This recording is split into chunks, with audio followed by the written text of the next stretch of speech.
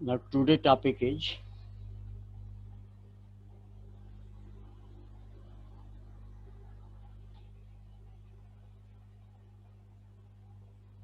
polyurethanes। ये कंपटीशन के लिए बहुत ही इम्पोर्टेंट टॉपिक है। इंटरमीडिएट में इसका नाम कम हम लोग सुनते हैं। यह भी एक थर्मोसेटिक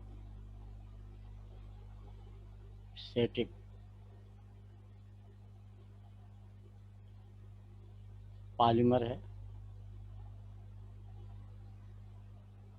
जैसे फिनाल फार्मल्डिहाइड का पॉलीमर था, यूरिया फार्मल्डिहाइड का पॉलीमर था, वो सब थर्मोसेटिंग में थे।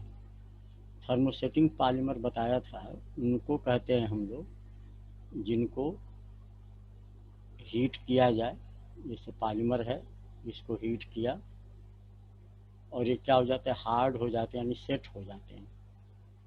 इनको आप ठंडा करिए तो यह नेचुरल स्टेट में वापस नहीं आते, देयर इज केमिकल चेंज। और थर्मोप्लास्टिक पॉलीमर में क्या बताया था कि हीट करेंगे तो सॉफ्ट होंगे और फिर आप उसको ठंडा कर दीजिए, कूल कर दीजिए, तो वो अपने नेचुरल स्टेट में आ जाते हैं।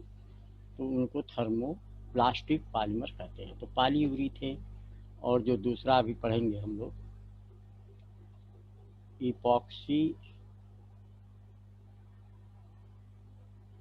रेजिन कह लीजिए या पॉलीमर कह लीजिए।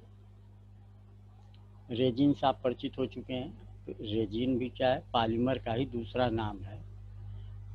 ये था कि जो सेमी सॉलिड होंगे, सेमी सॉलिड पॉलीमर, और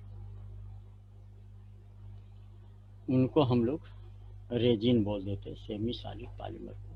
और एक और क्राइटेरिया बताए थे कि ये एमार्फस होते। तो those polymers which are semi solid in nature, amorphous, are called as resin. ये दो टॉपिक हम लोग पढ़ेंगे। इनको समझने के लिए कुछ, जैसे फिल्म इत्यादि आप एपिसोड कोई देखते हैं तो कास्टिंग होती है। कास्टिंग में नाम बताए जाते हैं। होता क्या है कि आप शुरू में प्रेजेंट ही नहीं रहे क्लास में, कास्टिंग निकल गई, कौन हीरो था, कौन खलनायक था, कौन साइड कैरेक्टर थे, ये सब आपने जाना नहीं और फिल्म देखने लगे तो बीच में दिक्कत होती है कि नहीं, दूसरे से पूछते हैं आप कौन सा हीरो है, क्या नाम है इसका। तो ये सब बचना चाहिए आपको। तो आप लोगों को क्लास शुरू होने के पहले आ जाना चाहिए। ये नहीं कि आते रहें जब इच्छा हुआ है। अगर ऐसा करेंगे तो अगले बार से हम आपको अलाउ नहीं कर पाएंगे। तो इसका ध्यान रखिएगा। तो खैर, इसमें आप देखें, हम लोग पहले बात करने जा रहे हैं इपॉक्सी रेजिन की। इसमें शब्द क्या है, इपॉक्सी। अब इपॉक्सी क्या होता है ये समझना आपको।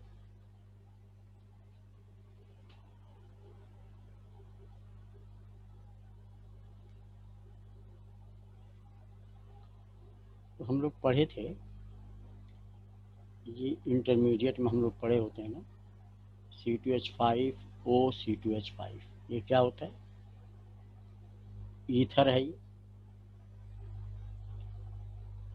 ROR। आर के जगह पे इथाइल ग्रुप है, ये भी इथाइल ग्रुप है। अगर हम इसको ऐसे लिखें, CH2CH CH2, और यहाँ पे ऐसे बांड लगा दें। कार्बन की बैलेंस यहाँ 4 है, यहाँ 4 है, यहाँ अभी 3 ही दिखाई दे रही है, खाली हमने रखा है जानबूझ के। तो यहाँ COC, जैसे इसमें अगर इसको हम बनावें तो COC होगा कि ऐसे है ये। यहाँ पे 2H है, यहाँ पर 3H है, यहाँ पे 2H है और यहाँ पर 3H है। तो आप ये जो COC है, इसी को क्या कहते हैं? Ether group. यहाँ भी क्या C है, वो है C है, ये भी क्या ईथर है, यह भी ईथर है। दोनों में थोड़ा अंतर है, ये ओपन चेन ईथर है और ये साइक्लिक ईथर है। साइक्लिक ईथर को ही हम लोग इपॉक्साइड बोलते हैं। ऑक्साइड क्यों बोल रहे हैं? ये ऑक्सीजन है इसलिए ऑक्साइड है। ऑक्सीजन जुड़ जाता है मैग्नीशियम के साथ तो मैग्नीशियम ऑक्साइड।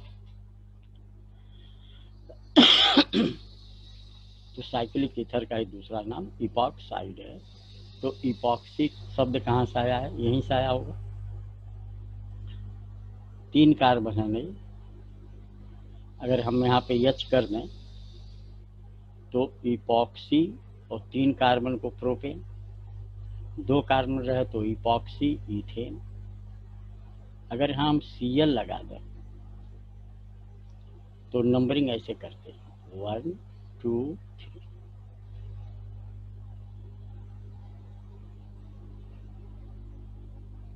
तो इसका नाम क्या हो जाएगा?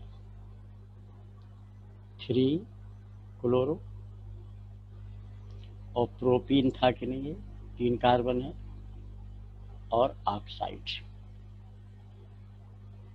तो इसका पूरा नाम 3 क्लोरो प्रोपीन ऑक्साइड है। जनरल नाम इपॉक्साइड है। साइक्लिक ईथर कहेंगे आप इसको। इसी का एक और नाम होता है ईपी क्लोरो हाइड्रीन भी बोलते हैं।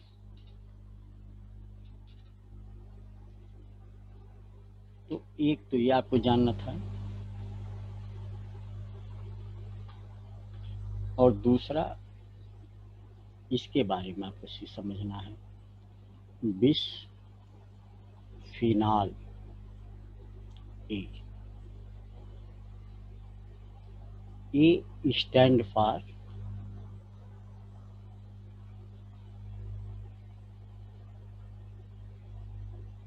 एसीटोन,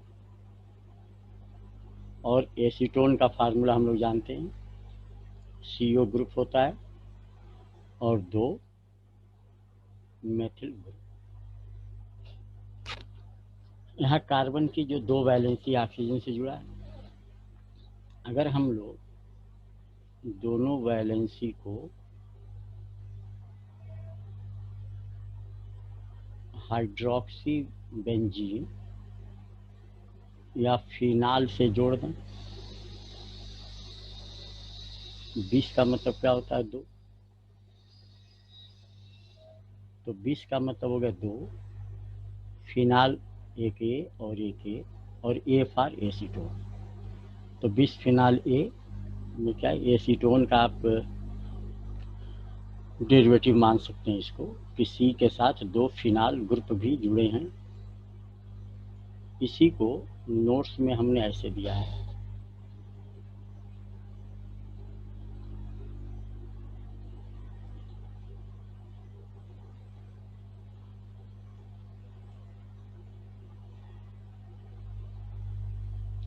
यमी का मतलब मेथिल ग्रुप, यहाँ पे OH और यहाँ पर OH। ये क्या है?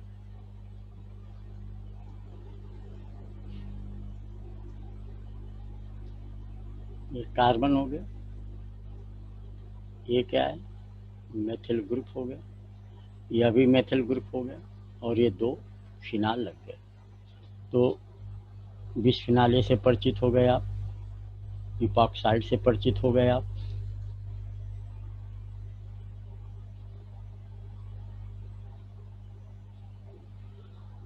अब हम लोग आते हैं, कास्टिंग समाप्त हो गई।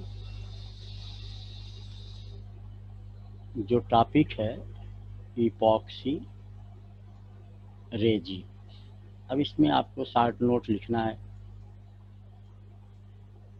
तो क्या लिख देंगे? यह किस टाइप का पॉलीमर है? थर्मोसेटिंग पॉलीमर है। इसका जो यूज है वो एरल्डाइट का नाम सुना होगा। एरल्डाइट क्या है? एडहेसिव है, चिपकाने वाला पदार्थ है। ये ग्लास को मेटल से चिपका देता है। एरल्डाइट का बहुत यूज होता है एडहेसिव के रूप में। तो एरल्डाइट वास्तव में क्या है? इपॉक्सी रेजिन है, और यह कंडेंसेशन पॉलीमर का एग्जाम्पल है। मतलब कि जब मोनोमर मिलाएंगे तो साइड प्रोडक्ट के रूप में कुछ न कुछ अवश्य बनेगा। इसके जो मोनोमर हैं वह क्या क्या लिया गया है? एक आपका 3-क्लोरो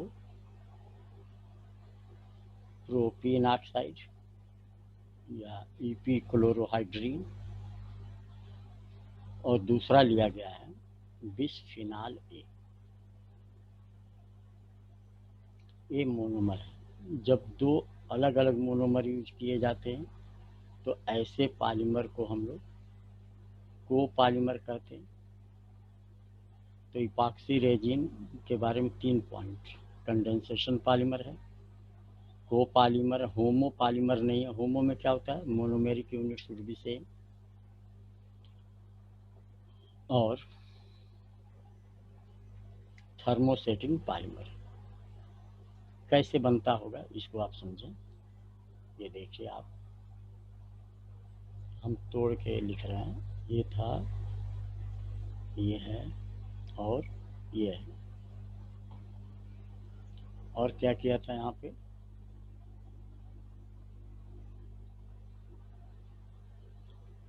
और बिस्फिनाल बनाया,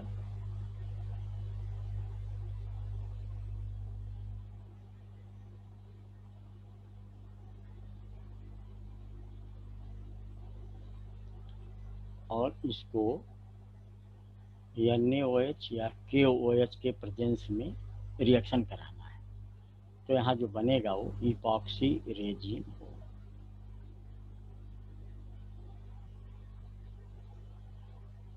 मैकेनिज्म थोड़ा समझा जाए कैसे क्या होता होगा।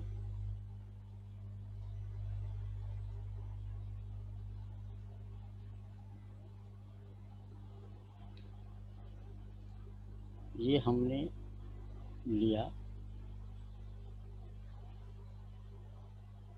बिस्फिनाल। बिस्फिनाल के बारे में आपको आइडिया है? यह एसिडिक इन नेचर होता है कि नहीं? फिनाल जितने भी होते हैं वो एसिडिक होते हैं। OH देख के बेसिक मत कहिएगा, क्योंकि यह ऑक्सीजन इलेक्ट्रॉन को ले लेगा, यह आसानी से निकल जाएगा। It means it has acidic property. अगर इसमें बेस OH आए, कहाँ से आया? इस NaOH से। यह इलेक्ट्रॉन ले लिया, ये माइनस हो गया और ये प्लस। यह इसके साथ मिलके क्या बना दिया? वाटर। तो ये आपका कंपाउंड आया।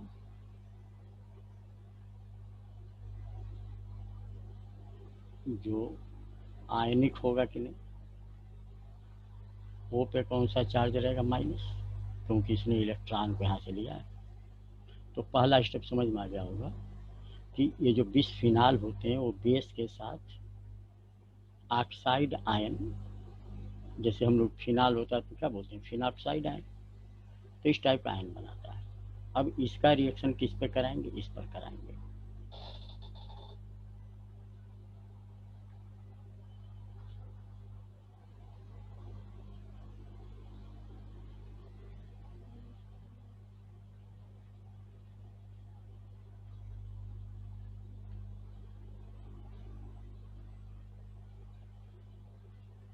O-, ये ले लिया हमने, और क्लोरोहाइड्रीन ले रहे हैं हम। ऐसे बना के लिख रहे हैं।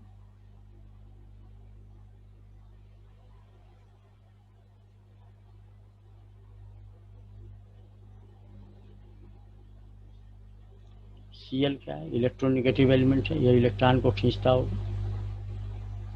तो यहाँ इलेक्ट्रॉन की कमी हो जाएगी, या यहाँ से इलेक्ट्रॉन को खींचेगा तो ये माइनस सेंटर हो जाएगा और ये प्लस सेंटर। उल्टा नहीं करेंगे, ऑक्सीजन इलेक्ट्रॉन लेगा, कार्बन इलेक्ट्रॉन नहीं लेगा।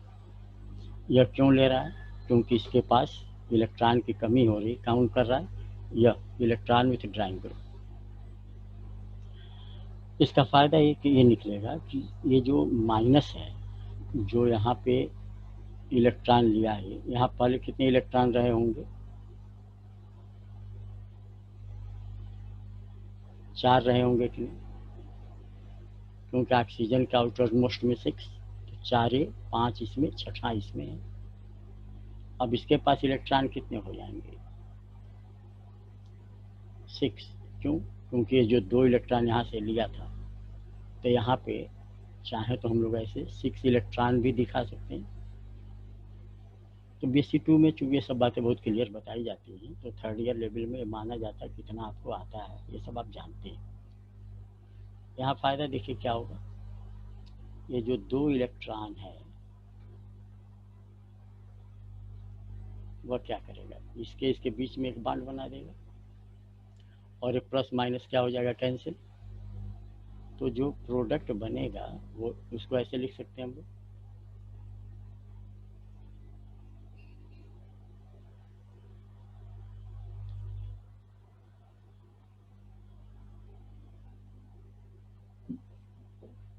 ऑक्सीजन से जुड़ गया, ये C है, H है, नीचे भी H है, यहाँ CH, और O पे यहाँ पे क्या आएगा, माइनस आएगा ना, क्योंकि इलेक्ट्रॉन लिया था, और ये CH, H और ये Cl।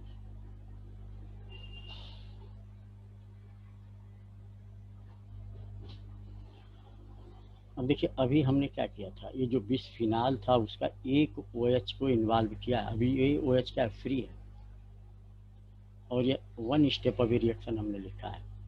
ऐसे ही मल्टी स्टेप तक जाता है, आगे समझें कैसे होगा। कोई भी जो पॉलीमर बनेगा, ये पॉलीमर तो नहीं कहेंगे, तो डाइमर कहेंगे, क्योंकि 2 ही, एक मोनोमर है और एक मोनोमर है, तो डाइमर है ये भी। ये तो और कॉम्प्लिकेटेड स्ट्रक्चर में बनेगा। दूसरी बात, जो ये डाइमर बने या पॉलीमर बने उस पर निगेटिव या पॉजिटिव चार्ज नहीं होना चाहिए, इसको हटाना है। तो क्या तरीका है, यहाँ देखें, ये जो Cl है,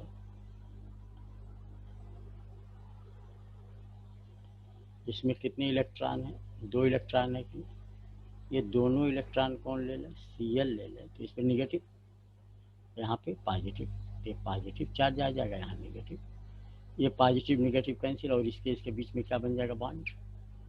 इलेक्ट्रॉन कहाँ से आएंगे, ये जो लिया था ये, यहाँ भी आप चाहें तो ऐसे 4 इलेक्ट्रॉन पहले था, और यह लिया है तो अब इसके पास कितने इलेक्ट्रॉन है, 6, तो 2 इलेक्ट्रॉन ये वाला,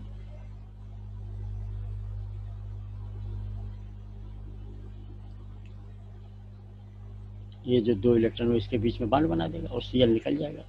Cl कहाँ चला जाएगा, जो NaOH का OH तो यूज किया था आपने ऊपर, Na बचा है, उसके साथ NaCl बना देगा, और ये आपका बन जाएगा OH, yummy yummy O CH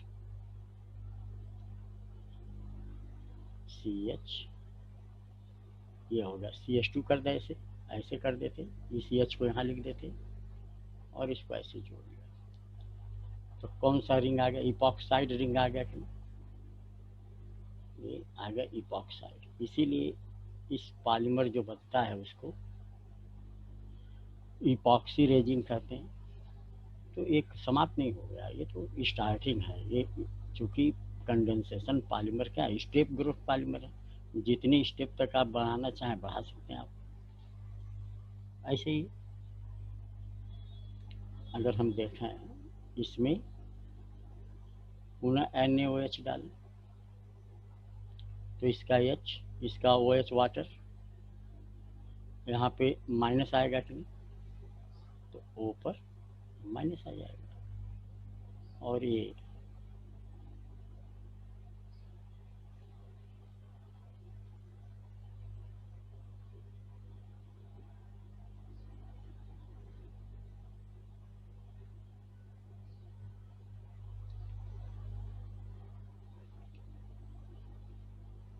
ऐसे बना सकते हैं। पुनः इस पे किसका रिएक्शन कराइए, ये वाला जो था ना, ईपी क्लोरोहाइड्रिन, ऐसे कर देते हैं। फिर यहाँ से माइनस, यहाँ प्लस, यहाँ पे जुड़ जाएगा।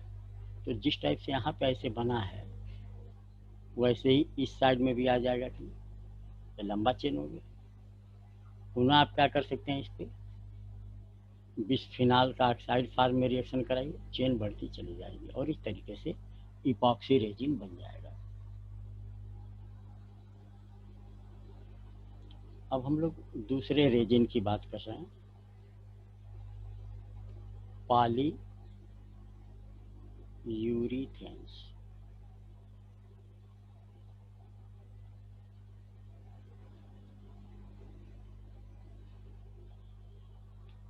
इसमें क्या है, पॉली मतलब बहुत ज़्यादा, दो से ज़्यादा को क्या बोलते हैं, पॉली, और यूरीथेन्स मिला होगा। अब यूरीथेन क्या है, यूरीथेन है एस्टर। एस्टर क्या होते हैं, एसिड और अल्कोहल का मिक्सचर होता है। इसमें जो एसिड यूज होता है वो है कार्बैमिक एसिड। तो ध्यान रखिएगा, नाम याद करना आवश्यक है, कार्बैमिक एसिड। तो यूरीथेन कार्बैमिक एसिड का क्या है, एस्टर है।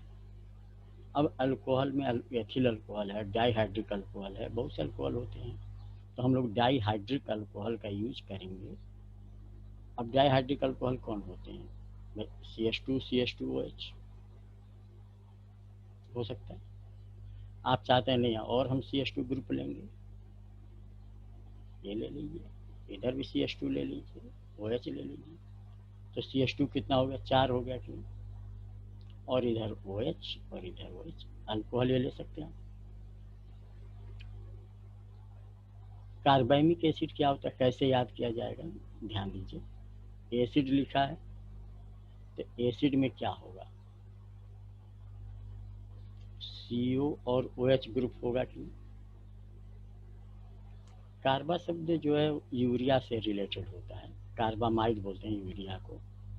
तो इसके बीच में, इन दोनों के बीच में, R और एसिड ग्रुप के बीच में आप NH लगा दीजिए, तो इसका नाम क्या हो जाता है, कार्बैमिक एसिड। और इस कार्बैमिक एसिड में जनरल रिएक्शन समझिए, ये आपका कार्बैमिक एसिड हमने लिखा, और इसमें अल्कोहल ले लें कोई भी, HOR डैश लिख देते हैं। तो यह एसिड है, ये अल्कोहल है, तो एस्टर बनेगा कि। एसिड का OH और अल्कोहल का H, ध्यान रखिएगा एसिड का H नहीं यहाँ यूज करना है।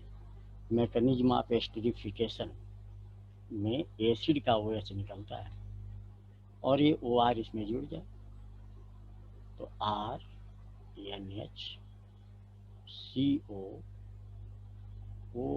डैश, यह क्या हो गया, एस्टर हो गया कि। और इसी को क्या बोलते हैं, यूरीथेन बोलते हैं। तो urethane is nothing, it is the ester of carbamic acid, it is the general. R कुछ भी हो सकता है, R डैश कुछ भी हो सकता है, इसी को ध्यान में रखते हुए आगे हम लोग देखेंगे। अब कार्बैमिक एसिड से कैसे यह बनता है उसको समझना है।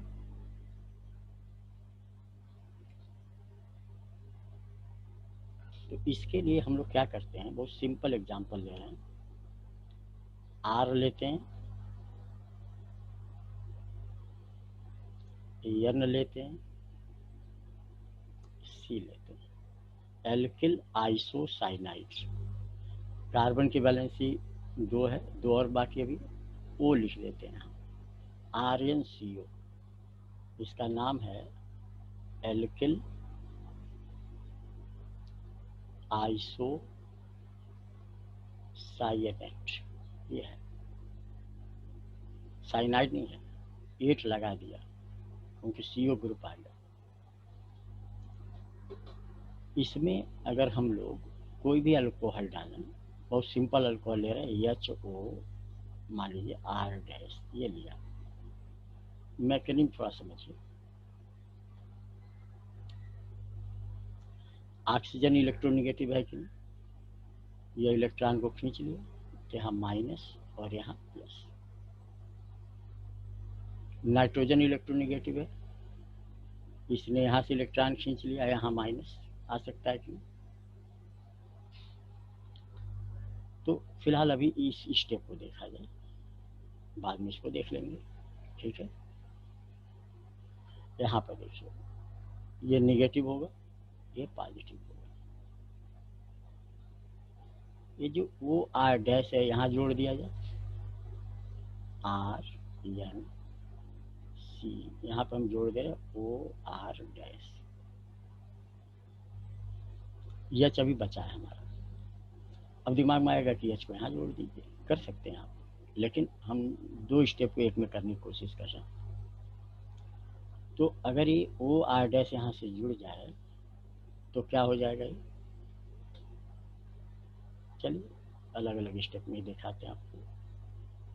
ये O- ऐसे हो जाएगा, और यहाँ से H+ यहाँ हमने लिख दिया।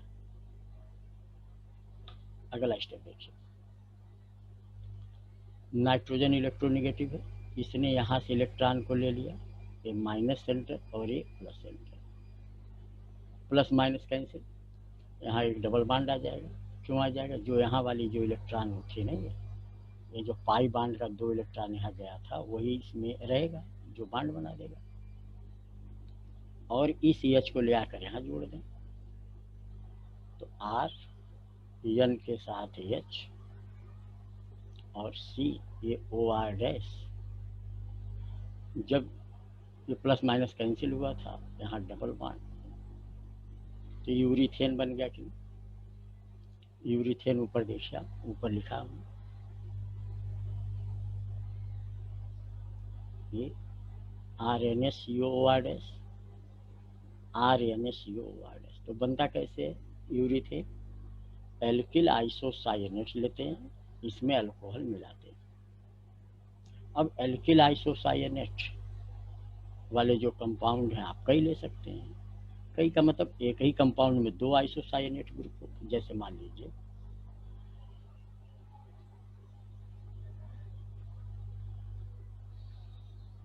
बेंजीन रिंग बनाया, यहाँ पे CH2 लगा दिया, चलिए अलग अलग कर लिया। यहाँ पे आइसोसाइनेट ग्रुप,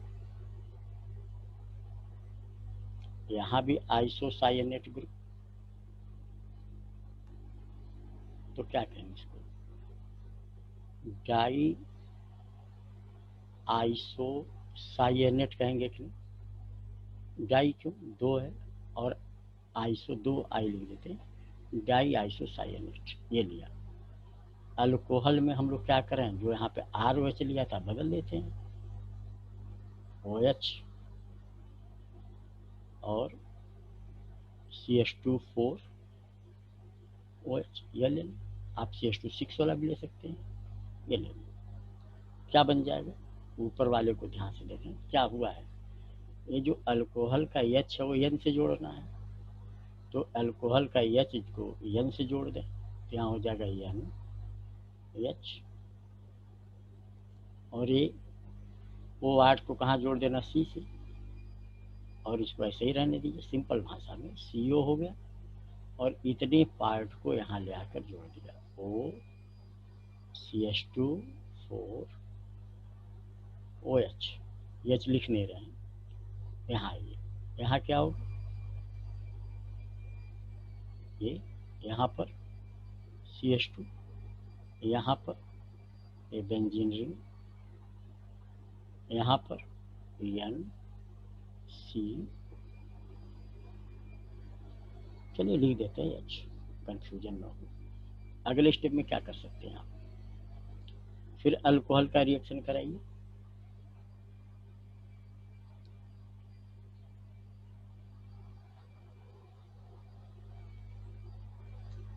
इधर से करा सकते हैं कि OH CH2 4OH,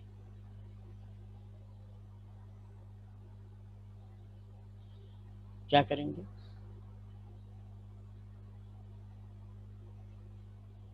फिर इसका H कहाँ पे ले आया जाए, यहाँ जोड़ दें,